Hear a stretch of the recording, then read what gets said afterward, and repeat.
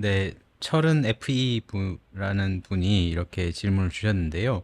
지구 온도가 뭐 말씀하신 것처럼 원래 자연적으로도 올랐다 내렸다 합니다. 그러니까 매년 매년 올랐다 내렸다고도 하고 또 그보다 더 장기적으로 뭐 천년 만년 단위로 이렇게 왔다 갔다 하기도 합니다. 근데 지금처럼 이렇게 급격하게 올라가고 있는 것은 사실은 어, 그 사람이 지구상에 나타난 이후로 이런 적은 없었고요.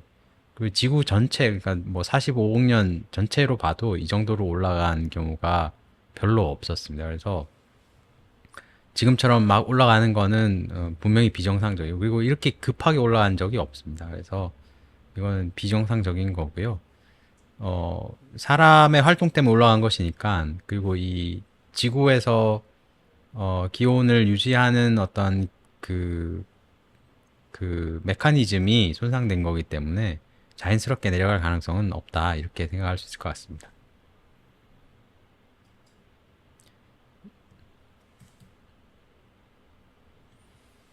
네, 어, 이연화님이 이제 질문해 주신 내용입니다. 미세먼지 농도가 높은 날에 환기하는 요령이 있나요? 나쁜 실내 공기는 미세먼지보다 더 나쁘다고 하던데 미세먼지 농도가 높은 날에 환기 요령이 궁금합니다라고 이제 질문해 주셨습니다.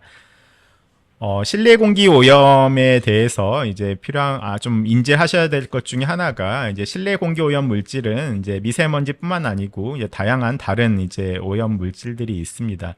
그런데 이제 여러분들이 보통 이제 실외 미세먼지 농도가 굉장히 높은 경우에는 이제 창문을 닫고 이제 실내에서 공기청정기만 이제 사용하시는 분들이 있는데요. 미세먼지는 이제 소위 말한 입자상 물질이기 때문에 공기청정기로 이제 걸러지는데요. 반면에 여러분들이 이제 집안에서 뭐 요리를 한다거나 이제 여러한 다른 상황들에서 이제 가스상 오염 물질도 많이 이제 발생을 하게 되어집니다. 뭐 대표적인 예로 여러분들의 이제 날숨에 포함되어 있는 이산화탄소도 이제 실내 공기 오염 물질로 볼 수가 있는데요. 이러한 가스상 오염 물질 같은 경우에는 이제 공기청정기로 이제 걸러지지 않기 때문에 미세먼지가 농도가 높은 날이라고 하더라도 한 5에서 10분 정도 환기를 통해서 실내에 있는 다른 가스상 오염 물질 또는 입자상 물질들을 갖다 한번 밖으로 배출을 하시고 그 다음에 다시 창문을 닫고 이제 공기청정기를 갖다 가동을 하게 되시면은 이제 실내에 있는 입자상 물질인 미세먼지의 농도를 이제 낮추실 수가 있습니다. 따라서 반드시 이제 미세먼지만 생각하진 마시고요. 실내에는 다른 가스상 오염 물질에 대해서도 이제 여러분들이 환기를 통해서 이제 농도를 낮추는 것에 대해서 이제 고려를 해 주셔야 됩니다. 네, 이름을 밝히지 않으신 분이 지구 평균 기온이 임계점을 넘었다, 탄소 중립이 이미 늦었다라는 그런 의견들이 있는데 어떻게 생각하느냐 이렇게 질문을 주셨습니다. 그 평균 기온이 상승하는 게 임계점을 넘었다 이 얘기는 어, 생태계에 어떤 더 큰 영향이 생기는 거를 막을 수 있는 임계점. 그러니까 그냥 아무 일이 없었던 것처럼 그냥 기온이 안 올랐던 것처럼 그런 영향이 없는 임계점을 얘기를 하는 거고요. 그 지점은 이미 지났다고 얘기를 하겠습니다. 근데 그 지점이 지났다고 해서 뭐 탄소 중립을 안 해야 되느냐? 그건 아니고요. 기온이, 그러니까 탄소를, 그러니까 온실가스를 그냥 방치하고 놔두면 놔두는 대로 기온은 더 많이 올라갈 거고요. 기온이 더 많이 올라가면 올라갈수록 나쁜 영향은 더 많이 생길 겁니다. 그래서 이 탄소 중립을 최대한 빨리 실현을 시키고 이 온실가스를 최대한 많이 줄이면 기온이 최대한 적게 올라갈 거고 그것 때문에 생긴 영향도 더 적어질 거다라고 생각을 하시면 될 것 같습니다. 그래서 이미 늦었다라고 하는 뭐 그런 의견들이 있기는 한데요. 그렇다고 해도 이 온실가스를 줄이기 위한 노력을 중단해서는 안 된다. 이렇게 말씀을 드리겠습니다. 네, 다음은 이제 익명으로 질문을 해주셨는데요. 기후변화가 미세먼지 농도에는 어떠한 영향을 줄까요? 라고 질문을 해주셨습니다. 자, 기후변화가 미세먼지 농도에 미치는 영향은 양방향이 이제 다 가능할 것 같습니다. 아까 이전 강의에서도 들으셨겠지만 지구 온난화가 이제 기후변화로 인해서 진행이 되면서 이제 점점 기온이 상승하게 되면은 특히 이제 겨울철이 상대적으로 짧아짐으로써 겨울철에 그런 난방 수요는 분명히 좀 줄어들 수가 있습니다. 이제 그렇게 되면은 이제 당연히 화석연료에서 배출되는 이제 그런 미세먼지 농도가 좀 줄어들 수 있는 방향으로 진행될 수가 있을 텐데요.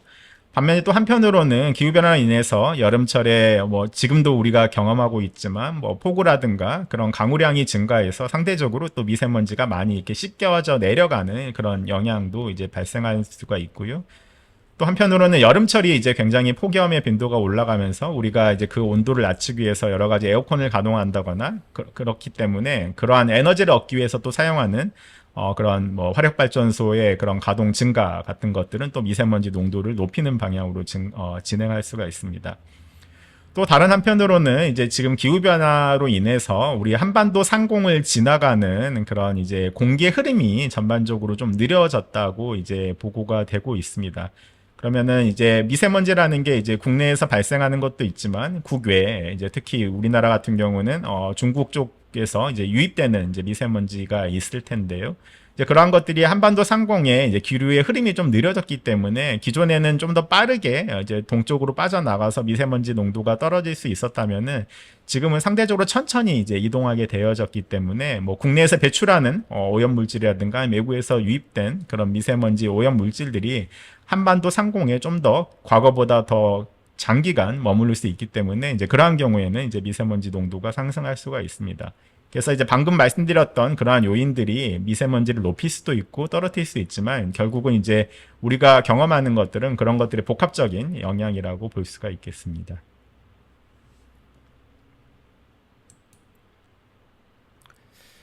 네, 오존 농도가 상승이 되면 인체에 직접적으로 미치는 부정적인 영향이 있을까요? 이렇게 민지 님께서 질문을 해주셨습니다. 오존 농도가 상승해서 이 노출이 많아지면 일단 어떤 원인에 의해서든지 사망하는 사람이 더 많아지고요. 또 원인별로 보면 심혈관계 질환이나 또는 호흡기계 질환이나 이런 것들이 다 증가하는, 일반적인 질환들이 다 증가하는 것으로 그렇게 연구 결과들이 나오고 있습니다. 지금 뭐 피부염을 얘기하신 것 같아요. 피부염이라든지 염증성 질환이 증가할까요? 이렇게 질문을 주셨는데요. 이것도 뭐 마찬가지로 증가할 수 있다. 이렇게 답을 드릴 수 있을 것 같습니다.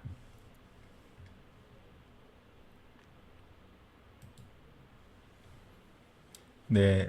다음으로는 역시 익명으로 이제 질문을 해 주셨습니다. 미세먼지는 중국발이 대부분이라고 봐야 할까요?라고 질문해 주셨고요. 중국이 공장 가동이 많은 날에 미세먼지 수치가 높다는 글을 읽었는데 사실인지 궁금합니다라고 이제 질문해 주셨습니다. 미세먼지를 이제 발생하는 원인은 이제 뭐 전 세계 어디나 다 분포를 하고 있는데요. 우리나라에서 이제 조사를 해본 결과로는 우리나라에서 그러니까 측정되는 미세먼지의 약 50%는 이제 국내에서 발생한 원인이고요. 나머지 50%는 국외에서 유입되는 이제 원인이라고 이제 파악이 되고 있습니다. 이거는 이제 1년 전체를 갖다가 이제 봤을 때 제가 말씀을 드리는 겁니다.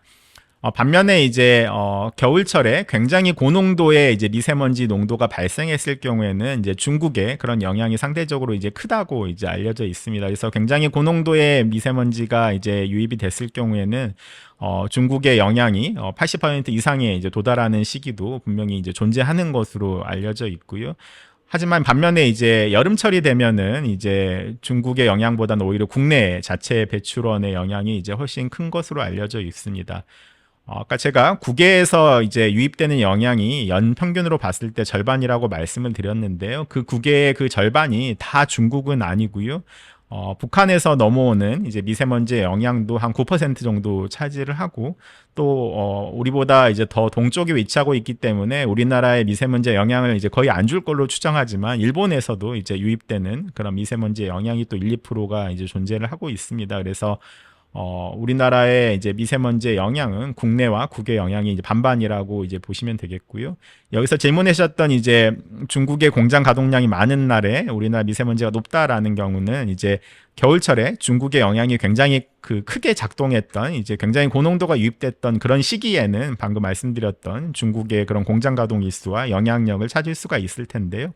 연평균으로 봤을 때는 아까 반반의 이제 국외 국내가 이제 절반의 영향을 이제 주고 있다라고 이해를 하시면 될 것 같습니다.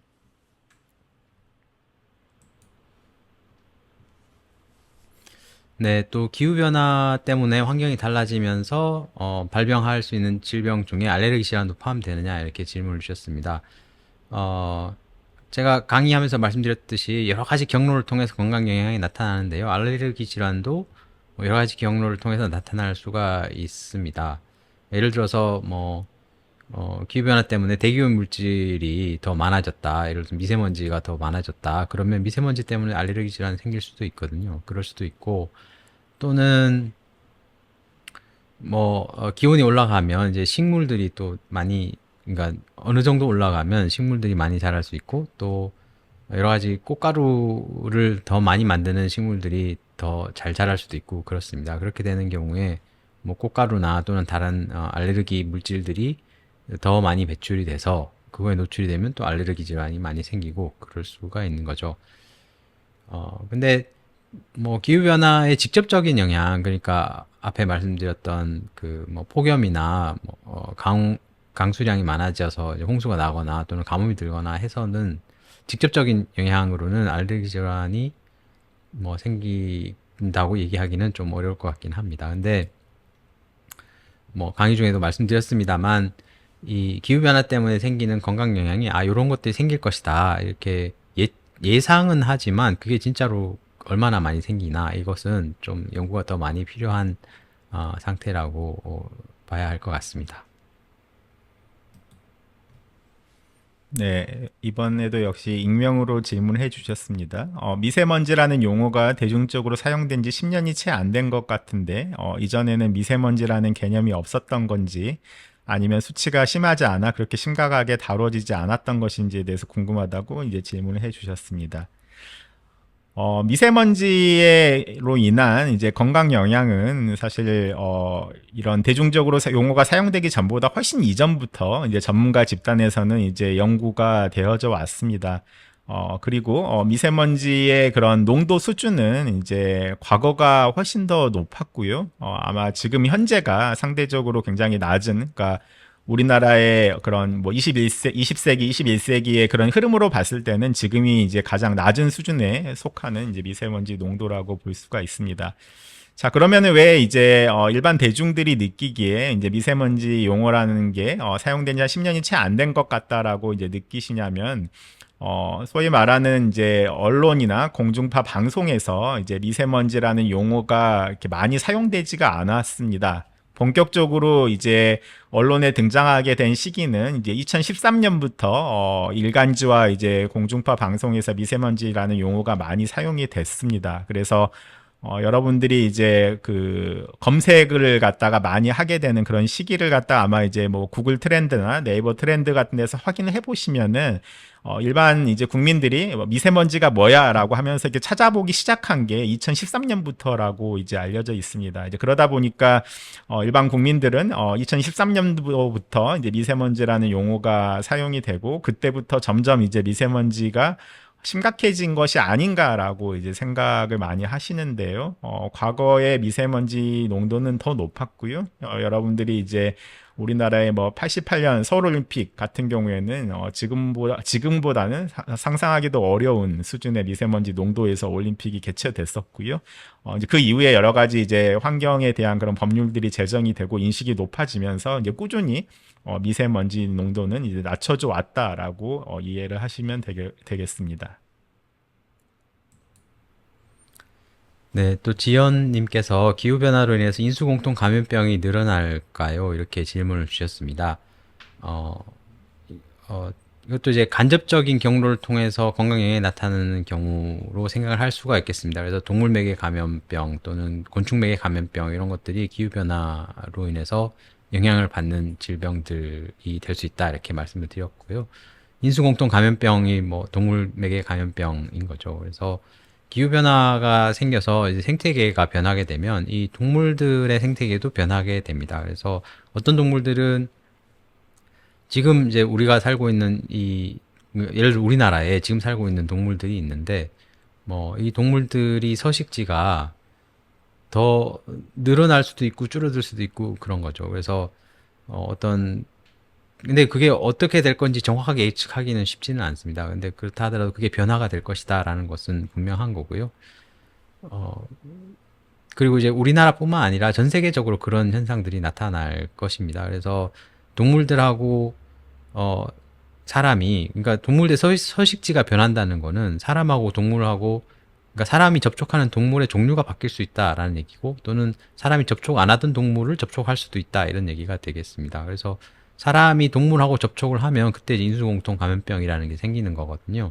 그래서 코로나 같은 것도 마찬가지고요. 그래서 그러니까 새로운, 사람이 아직까지 익숙해지지 않은 새로운 동물들, 그게 이제 어떤 지역적인 그런 변화라 하더라도 그런 변화가 생기면 거기서 이제 새로운 인수공통 감염병들이 생길 가능성은 얼마든지 커질 수 있는 거죠. 네. 자, 김희선님께서 생활 속에서 실천할 수 있는 미세먼지 노출을 최대한 피할 수 있는 방법이 있다면 무엇일까요? 라고 이제 질문해 주셨습니다. 우리 생활 속에서 이제 미세먼지를 갖다가 우리가 발생시키는 이제 그런 상황들이 있습니다. 예를 들어서 여러분들이 조리를 할 때, 뭐 튀김 요리를 한다거나 아니면은 고기를 굽는다거나 했을 때 이제 굉장히 많은 이제 미세먼지가 발생을 할 수가 있는데요. 이제 그러한 경우에 똑같은 요리를 함에 있어서 요리 방법을 굽거나 튀기는 방법보다는 뭐 삶는 요리를 선택한다거나 이제 그러한 경우에 이제 미세먼지 생성 자체를 좀 줄일 수가 있고요. 만약에 반드시 이제 뭐 음식을 갖다가 삶아 먹을 수는 없기 때문에 이제 굽거나 튀겨야 되는 그런 상황에서는 그 조리를 할 때 그 환기를 갖다가 최대한 잘 이제 하거나 아니면은 이제 그 후드 팬을 갖다가 최대한 가동을 해서 이러한 것들이 내 호흡기로 바로 들어오지 않고 이제 배출될 수 있도록 이제 하는 이제 방법이 있습니다. 또 한편으로는 이제 여러분들 뭐 시골에 가시면 어르신분들이 이제 겨울철에 그런 폐농 자재 같은 거 갖다가 노천에서 이제 소각하시는 이제 그런 경우들이 있는데요. 이제 그러한 것들도 다 이제 미세먼지 노출을 갖다 미세먼지 발생 자체를 갖다 높일 수 있는 거기 때문에 이제 그렇게 소각하는 것들을 갖다가 최대한 자제해 주시는 것이 이제 맞을 수가 있고요.